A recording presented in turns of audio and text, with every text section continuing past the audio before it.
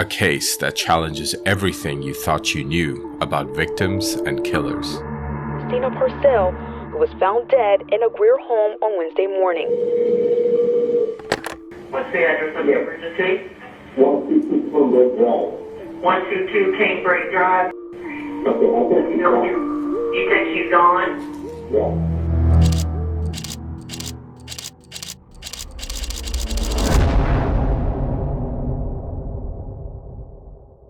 Hello viewers, this is Victor and welcome to Crimes Anatomy.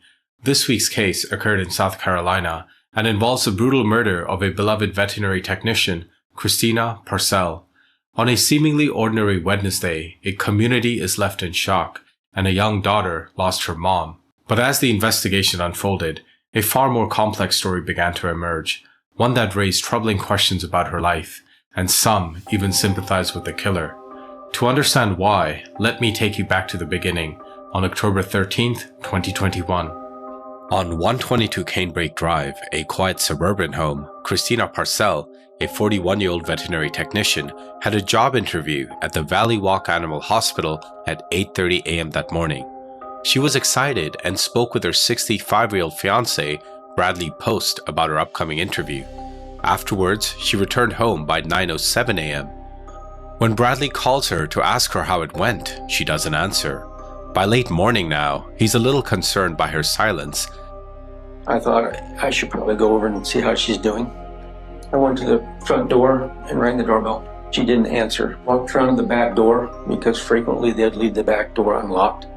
I walked into the back door. It was dark, quiet, and so I walked back to, down the hallway to see if she was in the bathroom or the shower, and it was all dark.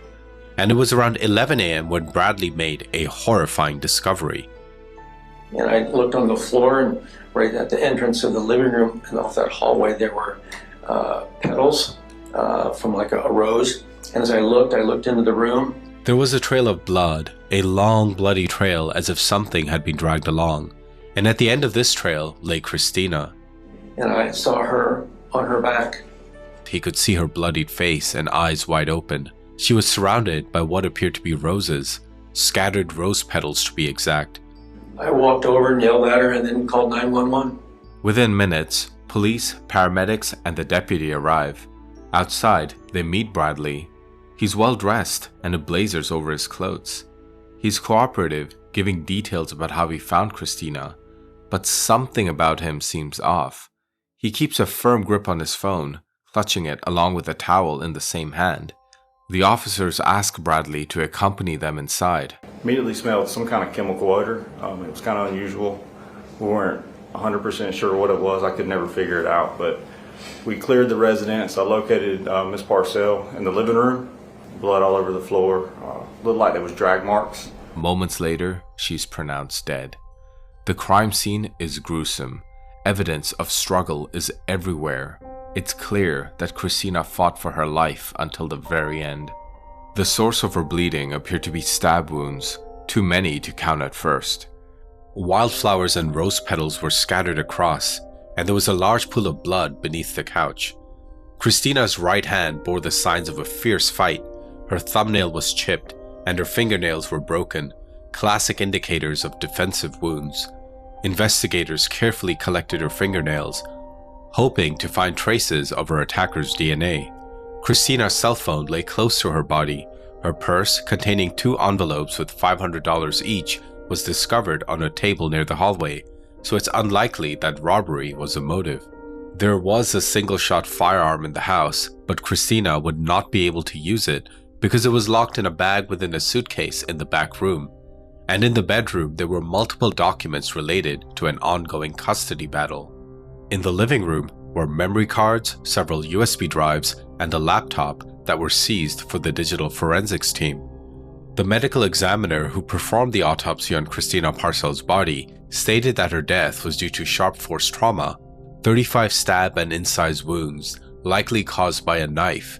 Her jugular vein and carotid artery had been slashed, and she had likely bled out within seconds. But as in cases such as this, a spouse or a lover are the first potential persons of interest to look into.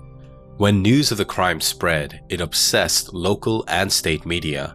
Head doctor Dan Randall says she was a key component to their team. Christina brought kind of a unique skill set, to the job. She was a mom. She had a fiance and a sister, here in town. She loved her daughter. Was extremely close to her sister, and that she's not just another nameless, faceless victim. But no other information or leads were mentioned for days. The silence fueled speculation. Then, just 6 days later, on October 19th, Christina's fiance was arrested. At first, many assumed it was for the murder of Christina Parcell, but it wasn't. He was brought in for questioning, and his phone was searched through a legally obtained search warrant. Investigators found CSAM on his phone. For those who don't know, this is illegal content involving minors, and some of this content involved Christina and her young daughter together. This is a documented fact from the courts. This completely showed a different side of Christina that most people weren't aware of. But during this time, Bradley Post did reveal who might have an incentive to kill Christina. Christina had been having problems for years with the father of her daughter. In fact, she had been blackmailed of revealing photos that were sent to her neighbors, the bar that she and Bradley frequented, and even her workplace. Christina was actively engaged in a bitter custody dispute with John Mello, the father of her young daughter. John Mello shared custody of his daughter, but he had illegally taken her to Italy to settle there for good. And, coincidentally, he flew back to US on October 21st, just 2 days after Bradley Post's arrest. Upon his arrival, Mello was also arrested at the airport for custodial interference related to the illegal abduction of his daughter from the country. John Mello claimed that he had long been aware of Bradley Post and Christina Parcell's involvement in illegal CSAM and the ongoing abuse of his daughter during her visits with her mother. I want to see justice for his victims. I want sunlight shining on every player in this that did these children wrong. He reported this multiple times to the Greenville County Sheriff's Office in 2018, but the investigation was closed with no action, deeming his accusations unfounded. Christina Parcell and John Mello were dating for years when they had their first child in 2012, but the relationship soured and Mello filed for custody in 2015. In 2016, he was granted sole custody of their daughter, but Christina had visitation rights. A year later, John filed to revoke Christina's visitation rights, claiming that his daughter was being abused by her and Bradley. John also provided evidence gathered from a private investigator that Christina was working as an escort, and this would negatively impact his daughter. In February 2019, the court granted Christina visitation rights, allowing her to spend days at a time with her daughter. However, John Mello had other plans and secretly took his daughter to Italy in late 2020. Christina discovered her daughter's location through John's Facebook posts, and with Bradley's help, made several trips to Italy to find her. She eventually succeeded and brought her daughter back to the United States. Since April 2021, Christina's daughter had been exclusively staying with her and her sister, Christina Parcell. And due to his actions, it's likely that John Mello would lose sole custody of his daughter. From the various storage media and Bradley Post's phone, it's undeniable that Christina's daughter, referred to as AM, had been involved in explicit content spanning several years, which was being distributed to third parties. The content also included other victims, including AM's friend. John Mello had been right about this all along, but neither the authorities nor the courts took him seriously. And as soon as Christina returned to the USA from Italy, Bradley Post proposed to her. One can only imagine the helplessness John Mello must have felt, unable to stop the exploitation of his own daughter by her mother. You might wonder, how did Christina meet Bradley Post? They actually met over 20 years ago at her father's cigar bar, but they hadn't started dating until 2016, when AM was just 4 years old and John Mello had sole custody of her. While John Mello had motive to end Christina's life, he was out of the country at the time. So who killed Christina Parcell? During the investigation, footage from several cameras, including Ring doorbell cameras, was obtained. A man in a gray hoodie and a backpack was seen entering Christina's house around 9:15 a.m. Just 12 minutes later, at 9:27 a.m., the same man was seen leaving the house on a bicycle. And a minute later, he was spotted on his bike at 207 Saratoga Drive, 0.4 miles from the crime scene. When detectives asked around for who knew John Mello, a man named Michael came forward, and he mentioned that he worked for John, as did another, Zachary Hughes, who helped around the house. Police used Zachary's driver's license to identify a truck registered under his name. Flock cameras captured the truck with a bicycle on it the day before and after the crime. The bike looked like a match for the one captured on camera earlier. Zachary also lived within Greenville city limits at a home on Tyndall Avenue. But it was his closeness to John Mello that drew the investigators' attention, and the men seemed extremely close. Zachary was John's prime contact for various communications, including during his incarceration. John had even recorded a video giving Zachary exclusive rights to pick up his luggage from Charlotte Airport. And through the messaging app WhatsApp, the men had exchanged over 1,700 messages, some of which were intentionally scrambled. Zachary was also very much involved in the bitter custody dispute between John Mello and Christina. He was arrested on November 3rd and charged with a number of crimes: murder, possession of a weapon during the commission of a violent crime, harassment, conspiracy, and burglary first degree. But this was no ordinary man, and he certainly did not fit the stereotypical profile of a killer. Hi, I'm Zach Hughes here at the Sigel Music Museum, continuing the Quarter Millennial Concert Series, celebrating the 250th birthday of the guy on the wall behind me, my favorite composer.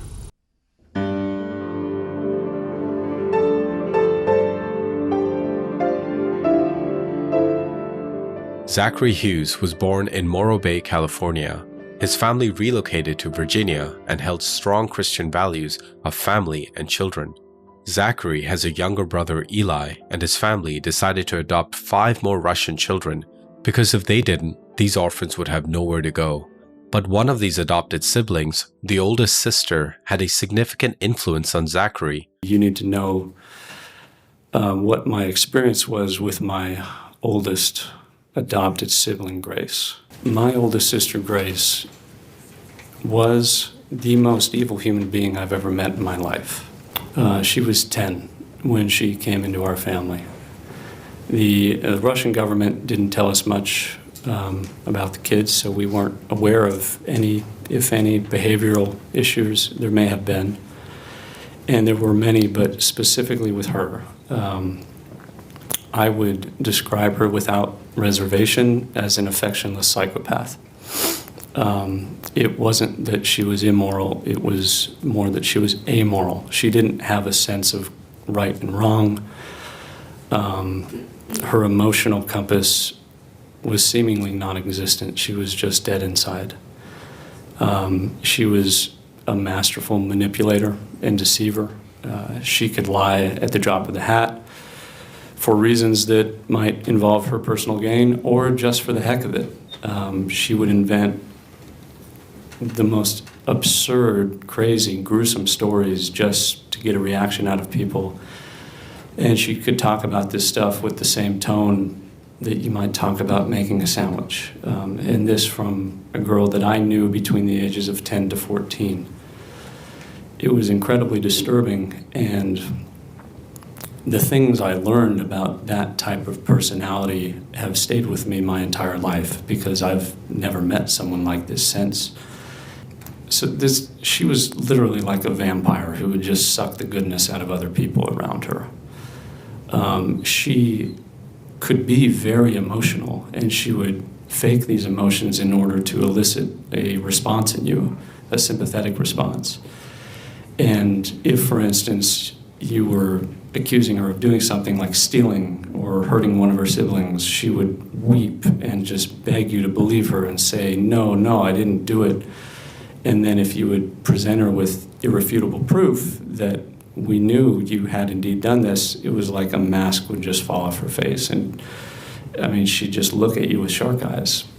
And no matter how many times we would go through this cycle with her, where she would deceive us and betray our trust and hurt people in our family, she would always reel us back in, because there's something in normal, good people that wants to believe that someone like this can change. You want to believe that, there's redemption for someone like this and that they might change their ways and become a better person. And she knew that. And she would use that in order to ingratiate herself again and regain our trust, only to betray that trust again harder than she had the first time. And this happened dozens of times, and it created an incredible amount of strife in our home. She could manipulate my parents and drive a wedge between them. She was just an incredibly intelligent person and incredibly evil. And having met someone like that, it made me able to understand, and even though I didn't want to, accept the fact that people like this exist, whether you want to believe it or not. And if you trust them, you are only ever going to get hurt by them again. This experience shaped his motivation for killing Christina, as he saw her as the same type of person. And it finally just got so bad that we realized she was going to be a physical danger to our family. I discovered a diary that she had made where she described in detail my parents having their eyes gouged out and dying, and how once my parents were out of the way and dead, she would be able to assume her role as rightful queen of the country. So she just had these psychopathic delusions of violence and grandeur. And we called the SS and asked them to remove her from the home. Growing up, Zachary turned to playing the piano as an escape from the challenges at home. His talent and dedication led him to win the first place at the Southeastern Piano Festival during high school, earning a solo performance at the South Carolina Philharmonic Orchestra of Beethoven's Piano Concerto No. 5. In 2010, Zach's hard work paid off when he was accepted into the Juilliard School with numerous scholarships, where he excelled both academically and socially. Zach would go on to perform one of the most difficult feats for a concert pianist. He celebrated Ludwig van Beethoven's 250th birthday in 2020 by performing all 32 of Beethoven's piano sonatas. When he graduated the Juilliard School in 2015, he applied for and secured the coveted role of a principal keyboardist for the Knoxville Symphony. But he quit all this in 2017 to join the U.S. Marine Corps, because in his own words, he wanted to serve his country. It had just always been something I was interested in, the service to others aspect of it. I felt like, in a sense, I owed a debt to my country and to do some military service. And I also wanted the opportunity to experience a difficult training environment. And I figured the Marines they had a reputation of being the hardest, so that's the branch I decided to go for. He was offered a place in the Marine Corps band, but refused special treatment. Instead, he opted to enter the grueling officers training program. It's a little different than recruiting. You have to go through a pretty rigorous selection process to even be invited to OCS. So you spend a lot of time with your OSO, or your officer selection officer, and it's their job to essentially train you up and get you ready so that you can pass the review board to get an invitation. So when I was living in Tennessee, I was doing a lot of training with him, preparing for this. And performed exceptionally well. There's something called the PFT, the physical fitness test, and it consists of 3 areas. It's pull-ups to failure, maximum crunches under 2 minutes, and a 3-mile timed run. What's a perfect score on that? You can get a maximum of 100 in each of the 3 areas, so a perfect score would be 300. What was your score? 294. During his training, he consistently placed in the top 3% of his class. However, he had to withdraw. I was dropped after the 3rd week of Officer Candidate School due to level 3 stress fractures in both of my tibias.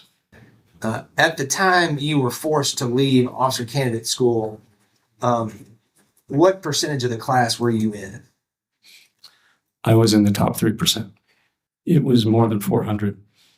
The CEO of Quantico, which is where Marine Corps OCS is at, asked me to return. He essentially told me to go home, heal, retrain, and come back. It was during this phase of life that he met John Mello. Notably, Zachary had no connections with Christina Parcell or Bradley Post. In fact, they did not know each other personally. What compelled Zachary to throw away his life and promising career? The reasons have divided public opinion. Some view him as an honorable man doing the right thing, while others see his actions as those of a deplorable killer. However, the one undisputed fact is that the system failed to properly investigate and protect AM from abuse. Zachary's trial began on February 10, 2025, and many consider it biased and rigged because the judge ruled all abuse allegations inadmissible in court.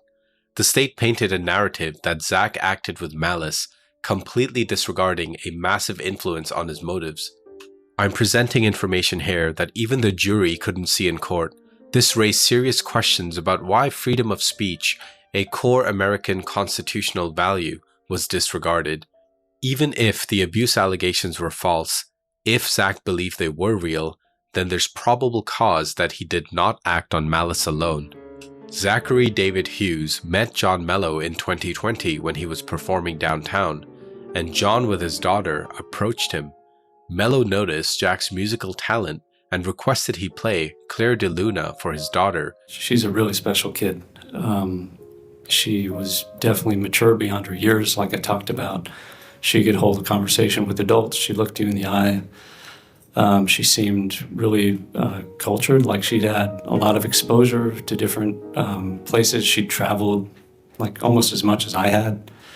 She was always telling me about trips she and her dad had taken, and it was just very evident to me that she was a very healthy, loved child. She clearly loved her dad, and it was obvious that he had done a great job raising her. And I was convinced that she was a happy, healthy kid, and he was a great father. This marked the beginning of their friendship, and they would spend more time together. In early October 2020, they celebrated Zach's birthday. Zach recalled how John's demeanor changed from happy to troubled near the end. John confided in Zach that he was constantly worried for AM, who was on a trip with her mother. Zach listened carefully to John and was understanding of his concerns. He started describing Christina Parcell's character and her personality. And as he was going through various points, he kept saying, Zach, I know you're not going to believe me. Like, I know this sounds overblown and dramatic, and you probably think I'm exaggerating. And under other circumstances, I would have, because John does, I mean, he's a big storyteller. And, you know, when people are talking about their exes, like, everyone thinks their ex is the Antichrist. So, of course, I was sort of predisposed to be biased against what he was telling me, except for the fact that point by point, everything he described about Christina Parcell was exactly the same as my sister Grace. He told me that Christina Parcell was a master manipulator. He said she can lie at the drop of the hat and you'll never know it. He said she was incredibly charming. He said she was incredibly intelligent and talented. He used to say she was smarter than he was, but that her biggest fault was that she was lazy. And she had this arrogance combined with her laziness that was essentially born out of the fact that she knew she never really had to work too hard at anything in life. And she could even sacrifice trust with people and tell them lies that could easily be found out because ultimately she was completely confident in her ability to reel someone back in, no matter how bad she had burned them before. And he could have been describing Grace to me because I knew this behavior. I had lived through this behavior. So no, John had no idea that I'd had this experience with Grace, which made me realize that there was no way he could have possibly invented this because no one would get it right point by point by point unless they had met one of these people. And that was the first thing that really raised a huge red flag with me and made me think that despite the fact that he can exaggerate and overblow the truth, and he's often not very believable when you listen to him. I was convinced at that point that he must be describing something true, because no one would know how to describe it so specifically and accurately if they were just making it up. And I was right to believe him. He drew parallels between Christina and his own evil adopted sibling, Grace, who had been removed from the family for plotting to kill Zach's parents. And it finally just got so bad that we realized she was going to be a physical danger to our family. I discovered a diary that she had made where she described in detail my parents having their eyes gouged out and dying, and how once my parents were out of the way and dead, she would be able to assume her role as rightful queen of the country. So she just had these psychopathic delusions of violence and grandeur. And we called the SS and asked them to remove her from the home. Over the next few months, even as John Mello flew to Italy, the two men maintained contact, and their friendship grew. Zach sensed talent in AM and felt an obligation to protect her. When he learned of the escalating conflict, abuse, and AM's changing demeanor with each visit to her mother's home, he felt morally compelled to act. I realized that there was an incredible danger that what Christina Parcell was a future preview of what could potentially become if she was left in this woman's custody and was raised by her.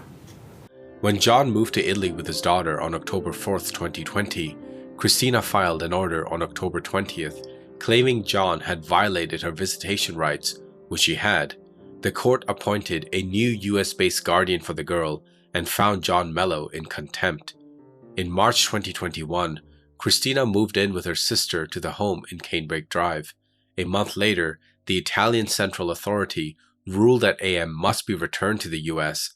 This allowed Christina to retrieve her daughter from Italy. But that's when John Mello began using his friendship with Zachary for personal favors. On April 17th, he asked Zach to harass the S out of Christina and send him a lot of information as proof. He offered me, among other things, 3 very pertinent collections of information. One was the photographs that have been discussed that I sent in mailings to various people, along with advertisements from an escort website, which were connected with these photographs. These photographs were of Christina Parcell in various stages of undress. And John told me that they were prostitution advertisements from her previous career as a prostitute. And looking at these photographs, there was no doubt in my mind that that's what these were. And I don't say this in any way to try to shame. It's simply that, I mean, who said it? Like pornography, you know it when you see it. Well, I think the same can be said in terms of these photographs. They were not cute, sexy, intimate photographs that someone might send to someone they're dating or something. They were lewd and tasteless, and there was a very clear element of advertising, a commercial element. So when I looked at these, there was a vacant, arrogant, almost derisive look in her eyes that reminded me so much of my sister. It was a look that said, I can get you to do whatever I want because you want what I have to offer you. And coupled with this was a deposition from 2016 that Christina Parcell had given. I believed that based on various things she freely admitted to in her deposition, that she had a history of using and manipulating men in order to get money and in offering sexual services in return. She admitted to being a pornographic actress and producing a film in South Carolina where she rubbed her feet on a man's penis, emphasis on it being a trade, essentially a reciprocal thing, where she was seeking out to be taken care of financially. She said that she had a general disinterest in having children at the time, which is why that she gave up custody of her daughter to John Mello when her daughter was very young. And a court document from 2016 where she pleaded the fifth when asked about her involvement. But the point was much more than just showing Zach that she was an unfit parent for AM. On May 16th, John sent Zach 2 explicit photos of Christina under her online alias, Caroline Warren, which she used to lure men to pay for her services. This included an affidavit from a firefighter named Alex. John posted an ad on Craigslist asking for information about a woman named Christina Parcell, aka Caroline Warren, and he provided photographs to identify her by. This advertisement on Craigslist? Yes. Who claimed that Christina had offered him her services in exchange for money, and when he refused, she tried again with drugs. Zach visited Mello in Italy that same month. When you arrived in Italy, where did you stay? I stayed at John Mello's apartment. And I'm sure things that weren't said in messages were discussed there. John had video visits ordered by the guardian ad litem. Often I would be able to observe the screen of his phone or computer so I could see his face, her disposition. And on one occasion I said hi to her. So John had been telling me for weeks, Zach, Christina's killing my little girl. Like, I can see the spark dying in her eyes. And again, when I first heard that, I thought, aren't you being a little dramatic? Like, I hadn't seen her, but it just seemed a bit much. When I saw her in these visits, I didn't feel that way anymore. She was not the same little girl that I had known in Greenville when I first met them. She had put on a great deal of weight, probably about 20 pounds, which is roughly a quarter of her body weight. For an 8-year-old girl, that's a lot in a short period of time, but it was much more than that. It was her demeanor. Her spirit was just, she was morose, she was depressed, like that spunky, precocious, lively little girl that I had met was just not present there. It was a complete change in character. And I mean, John would ask her how she was doing, and she would always try to give a good response. Like, she would try to smile and say, "Oh, I'm fine, Daddy," and try to put on a good face. But it was clear that she was doing that because she didn't want to worry her dad. She didn't want him to realize how poorly she was doing, and it just reminded me so much of myself when I was a little older than she was with what I've previously described with Grace. It's this, you internalize things. Like, she's a strong person. And she was trying to be stronger than she was probably ready to be at that age. And despite the stoic, strong exterior she was trying to put on, I could just see that she was being tortured. Like, she was drowning. And him saying that the spark was dying in her eyes was absolutely accurate. I could see it, I could hear it in her voice, I could tell it in her demeanor.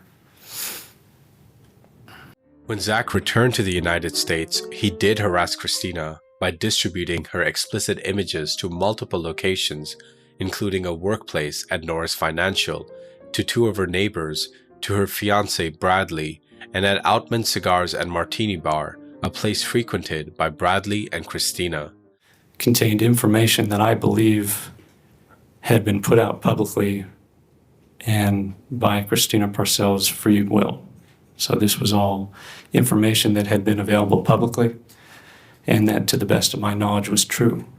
And I began to send these mailers to Christina Parcell and her boyfriend and people in the neighborhood for a threefold purpose.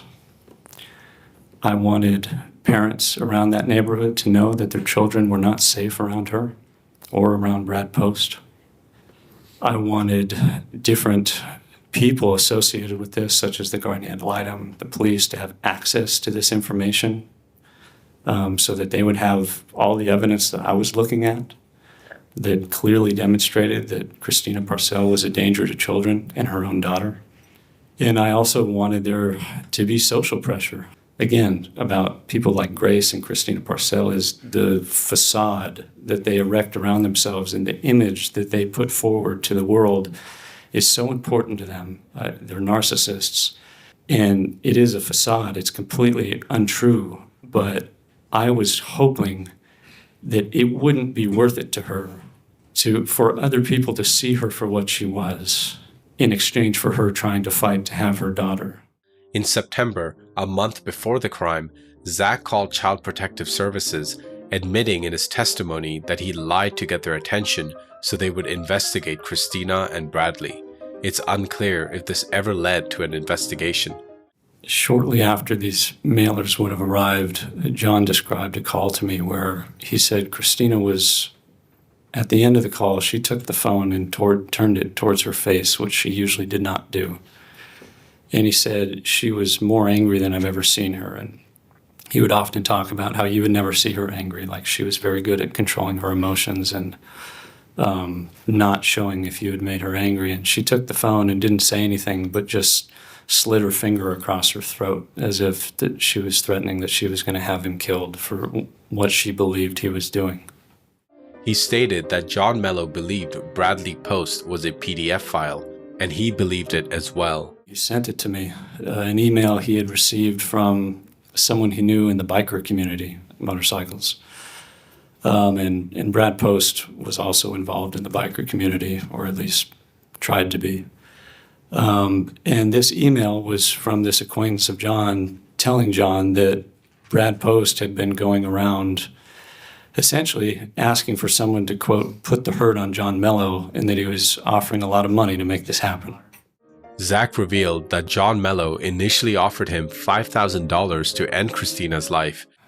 John asked me that if I believed his daughter was in grave danger, would I be willing to kill Christina Parcell for $5,000? What did you say when he asked you that? I was shocked and insulted by the request, and I gave him an immediate and unequivocal no. The second offer, he asked me again if I became convinced that his daughter was in danger, would I be willing to kill Christina Parcell for $10,000? I told him, John, there's no amount of money that would ever tempt me to do something like this. And I told him I was insulted that he even thought that would be something I would consider. So I told him I would never do something like this for money. I told him the only way I would ever consider taking action like this is if I was absolutely convinced that his daughter was not only in danger, but that the only way to rescue her from that danger would be to take Christina Parcell's life. I can't help but wonder if being homeschooled and somewhat protected from the real world had led Zach to be pressured and exploited by John Mello to commit premeditated murder. From his testimony, it's clear that Zach portrays Christina as an evil, amoral woman, similar to how he views his oldest sibling. The defense presented a case that he did this as a last resort to prevent a child's life from being ruined, because his dear friend John Mello had tried everything, including leaving the country. During videos of the trial and his testimony, many people in the comments felt the same way. But there's another side to this case. A woman was brutally murdered in her own home, and people seem to disregard what she went through. Sure, she may not have been an angel, but did she deserve what happened to her? I was having this incredible wrestling match within myself for these months, feeling that I needed to do something to save her, and yet feeling this incredible reluctance to do the one thing that I knew would save her because of how terrible I knew it would be to do it, even though I believed it would be right. By the time October 13th rolled around, I had been grappling with this for a long time, and I was experiencing a tremendous amount of guilt that I had waited as long as I did, because I should have acted sooner, and I didn't do that. So I had come to the realization that I had gotten this offer to go on this cruise ship, and I would have been leaving the country for a long time. Essentially, it was now or never. I had an opportunity to save her from a danger that I knew she was in and that I knew was not going to cease. I just couldn't go on with my life and leave her to drown. I mean, I had a great life. I had everything. I made money doing what I loved. I was going to be going to the South Pacific to play concerts for rich people on cruise ships. I mean, but how could I go and enjoy that and know that I was leaving a kid to her fate, a kid who thought that I was her friend? I would never have been able to look at myself in the mirror again if I had done that. The murder itself was premeditated, no doubt. Specific to October 13th, I believed that there would be a period of time at the house when Christina Parcell would be alone. And I wanted to make sure that absolutely no one was there. Not Lutina, not Brad Post, because again, this was not about revenge or retribution or anything. I wasn't angry. The only thing I was feeling that day was pity. I planned very carefully. I knew that if I tried to do this and failed, it would only be worse for me. Because I believed that if I was discovered doing this, it would connect me to John Mello. And I believed, and I still believe, that he's a great father and he is his best shot at having a happy and safe childhood. Like, I knew that it was right logically, but there's the emotional aspect was just reeling against this idea. And more so because she was a woman. I was raised to always protect my sisters and mother, and I opened doors for women growing up. So this idea was just repugnant to me, even though I believed it was necessary to save a child. And I had felt that this was the right thing to do, no matter how terrible and difficult it was going to be. I had a duty to do this to save a child. Zachary explains in great detail how he did it. Physically driving my truck there, I was experiencing a level of anxiety and physical illness that I had just never experienced due to stress before. My hands were shaking, I was in a cold sweat, and I was fighting the urge to vomit before I even got close there. A few times I thought I was going to have to pull off to the side of the road because I could hardly keep my truck straight. My hands were shaking so badly. But the whole time I was just thinking, if I don't do this, if I turn back, then I'm consigning to her fate, when I know that I could have done something to stop what was happening. So I just tried to take my mind off of it, and I tried to just go and drive a little bit farther, not think about what I was going to have to do when I got there. When I finally got to the point where I parked my truck, this feeling only increased. I knew the plan, but I was having so much difficulty going through with it. Took my bike out of the truck, and I had a mask on and clothing that's been described already. And I just tried to focus on putting one foot in front of the other on my bike. It felt like some runs or rucks I had been on where all I could do was focus on putting one foot in front of the other because it was so difficult to keep going. I just kept seeing his face and reminding myself that if I don't do this, no one's going to come to save her. And I kept pedaling, and eventually I arrived in front of 122 Canebrake. At 9:15 a.m., Zachary rings Christina's doorbell. Initially, were you going to use the gun? Yes. I was very concerned about using a gun because of how loud it would be. And I didn't want to alert a neighbor or a bystander who might come to investigate and get involved. I tried to suppress the gun by making a makeshift suppressor. In movies, these things are made out to be like it's very easy, and a suppressed gun is just very silent, and that's not the case. So ultimately, I test fired the gun. I had bought some subsonic ammunition, which is supposed to be quieter. I didn't realize that on a revolver, a suppressor doesn't work because the end of the cylinder is open. And I realized just a day or two beforehand that I couldn't use a gun because it could potentially involve someone else in this if someone heard a gunshot and came to investigate. I would have rather not to had to have done it at all, but if I had to, yes, I would have chosen a gun because it would have been quicker and more humane.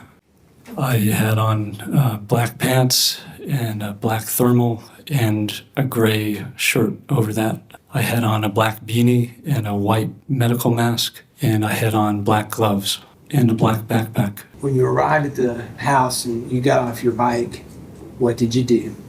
I laid my bike down in the driveway, and I took my backpack off, and I took out the box that had been gift wrapped that had an end open, and I put the .22 revolver in that box, put the backpack back on my back, and I took a bunch of roses, and I walked up to the door and I rang the doorbell. And I was shaking and freaking out at this point because there was nowhere I wanted to be less than at that house on that morning. And when I rang the doorbell, the door opened and a woman came to the front. And I thought it was Christina Parcell, but I wanted to make sure. And I also wanted to make sure that no one else was home. So I told her that while I was holding the box and the roses, that I had a delivery for Lutina Parcell, her sister. And she told me that Lutina wasn't home. At this point, I realized that Christina was at the house alone. And I handed her the roses, and I took the revolver out of the box, and I pointed it at her, and I told her to be quiet and to go back into the house, which she did. And I followed her into the house, and I shut the door. And I was experiencing such anxiety that my body wasn't really doing what I was telling it to do anymore.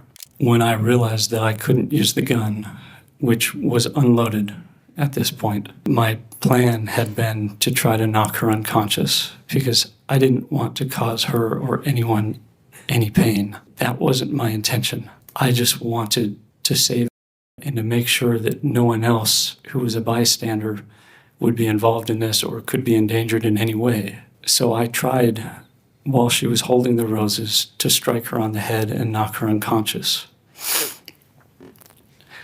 But my body was fighting me because even though I knew who she was and what she was doing and the danger that was putting in, I was still looking at her and I was seeing a sympathetic figure. I was seeing a woman, and I had always been taught never to hurt a woman, to always protect women and children. So when I went to strike her with the gun, my hand didn't really do what I was trying to tell it to. I essentially pulled my strike. So when I struck her on the head with the pistol, that's what happened. It didn't knock her unconscious, and I hardly struck her at all, to be honest. So I tried again, and the same thing happened. I just couldn't bring myself to strike her. And at this point, she realized that I was hesitating. She began to try to move herself and to get away and to fight back. During this period of time, the roses had dropped and the petals and stems had scattered. And as I was hesitating, I realized that the situation was quickly getting out of control. And if I didn't pull myself together and act soon, this was all going to end up terribly. I was going to have to somehow force myself to do this at any cost. So I pulled out the knife I was wearing. And even though I knew I wasn't going to be able to strike her with any amount of force, I still tried. So I started striking her. My strikes were pulled. The knife made contact with her, but it wasn't stopping her and it wasn't inflicting anything that could be a fatal blow. And she started to fight back. And it became a struggle. And in this struggle, all I could do was try to overcome this resistance I had, physical and emotional resistance to doing it. So I just kept striking her until finally we fell on the floor. And at this point, I had just tried to take my mind out of it and just try to get through this and finish it as quickly as possible because I realized that it was only becoming prolonged. And I had to do this in order to save her. So I don't remember how many times I struck her. I just remember that when it finished, we were on the ground, and I stopped striking her when she stopped struggling. Christina was stabbed 35 times. And at this point, I stood up and I was still freaking out, and I was in kind of a daze. And I was just trying to pull myself together and figure out what I needed to do to leave the house. And again, I wanted to make sure that I didn't leave anything behind that would connect me to it, because then I believe John would be connected to it. So I quickly looked around to make sure I hadn't left a mask or a glove, and I started to pick up the rose petals and realized that I just didn't have time to do that. So I drew the blinds and I moved her body away from the door, which had windows, because I didn't want someone to come to the door and see her. I put my things back in the backpack. I looked in a mirror to make sure everything was in order, and I saw that she had scratched my face. And of course, I realized that this could leave DNA. So I used the paint thinner to try to clean her hands. And then I changed my mask and I took off my outer shirt because there was blood on it. And I put it in the backpack.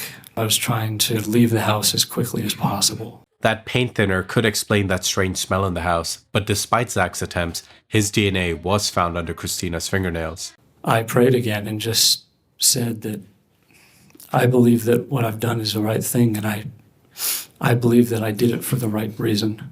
If it's your will that I be connected to this, then I will turn myself in and I will own up to what I've done, and I'll take responsibility for it because I believed that it was the right thing. And then I left. I exited out through the door and I got back on my bike and I pedaled my bike back to the truck and I drove back to the mountain house. But the jury never saw his testimony in its entirety, as they were asked to leave the room several times. I felt the most enormous wave of relief wash over me because I knew from that moment on would be safe from abuse that her mother was perpetrating on her. And there is proof to that the state is hiding from you. Instruction to be quiet. Okay, you need to stop talking. After the trial, the juror claimed that what they were able to see actually hurt the defense. They saw Zach as a cold, calculating, and remorseless killer, which strengthened an otherwise weak case of malice presented by the prosecution. It wasn't that she was immoral, she was amoral, Hughes told the jury. She was dead inside, a master manipulator and deceiver. She could lie at the drop of a hat. His statement gave a view of his motivation to commit the crime. I realized the incredible danger. That Christina Parcell was a glimpse into the child's possible future if she remained in her custody, he said, and the facts have proven that I was right. On the same day as Zach's testimony, John Mello was arrested at 1:30 p.m. for orchestrating the murder of Christina Parcell and offering Zach money twice to kill her. John was denied bond at a hearing a few hours later, with the judge ruling that another court would take up the matter within 30 days. It's my understanding that Tina Parcell is in the courtroom. Tina, as I understand it, you're the sister of the victim. Is that correct, ma'am? Would you like to say anything to the court in reference to this proceeding? During the hearing, Christina's sister, Tina Parcell, made an emotional statement holding Christina's ashes. I brought Christina because she deserves to be here. We have waited 1,224 days for this, and I wish I could tell you it felt good, John, but it's not going to feel good yet. You did this to your family. Your child has to know that you did this to her family. You did this to your family. Your child has to know that you did this to her family. I don't know where I would be under the trial, but I assure you, if I am at all capable, I will be there every day. When you are convicted, I will be there at every parole hearing. Everyone. You will never get rid of me. And that is your own fault. You did this to yourself. All right, sir, you're free to go with the officer. AM herself had told her psychiatrist she did not want to stay with her aunt because she felt that her aunt was taking photos of her when she was undressed, but these allegations remain unproven. Yes, I made a phone call to Child Protective Services, and I told them that I was a neighbor. I told them that I had seen being verbally and physically abused by her mother. And again, I made that up. That's not true. But I said it because I wanted to give an opportunity to have FaceTime in person with an agent from DSS away from her mother, where she could tell them that her mother was abusing her. As to the charge of murder, we, the jury, find the defendant guilty. As to the charge of possession of a weapon during the commission of a violent crime, we, the jury, find the defendant guilty. As to the charge of burglary first degree, we, the jury, find the defendant guilty. As to the charge of harassment first degree, we, the jury, find the defendant not guilty. As to the charge of harassment second degree, we, the jury, find the defendant guilty. As to the charge of conspiracy to commit harassment first degree, we, the jury, find the defendant not guilty. As to the charge of conspiracy to commit harassment second degree, we, the jury, find the defendant guilty. Signed by our foreperson. He wanted to kill someone. He was given a target on a silver platter. He was given an address, a date, a time. And he planned it. He knew that if he planned it just enough, he would never get caught. He planned it so much that he thought, well, even when I got caught, I got this. I can still get out of this. Without remorse, without rehabilitation, any person that goes through that effort to commit a murder would absolutely do it again to see if they could. You're left with either two options. Either he is a weak, easily manipulated man who would kill anybody that anyone asked him to, or he's not. And if that's the case, then he absolutely would do this again to see if he's smart enough this time, to see if he can beat it this time, because he has shown no respect for the law of this courtroom. All of these men did nothing but use my sister. John Mello used her to create a whole new family when he had a wife and children already. Brad Post used her. This defendant used her. All of them used her for their own twisted personal gratification. He would do it again. Without remorse, without rehabilitation, you will have recidivism. Thank you, Your Honor. The next day, on February 20th, 2025, Zachary Hughes was sentenced to life in prison. His lawyer is appealing, and one of the jurors later stated that had he known the full picture of the abuse allegations and Zach's true motivations to commit the crime, it would have definitely influenced the jury. He felt that the entire case was a mistrial due to the conditions and exclusions set by the judge. What do you think of the pianist Zachary Hughes? Is he an honorable man, or a killer who acted with malice as he was sentenced? Or was he manipulated and exploited by John Mello? And what about AM? Will she ever psychologically recover? Until next time, thanks for watching.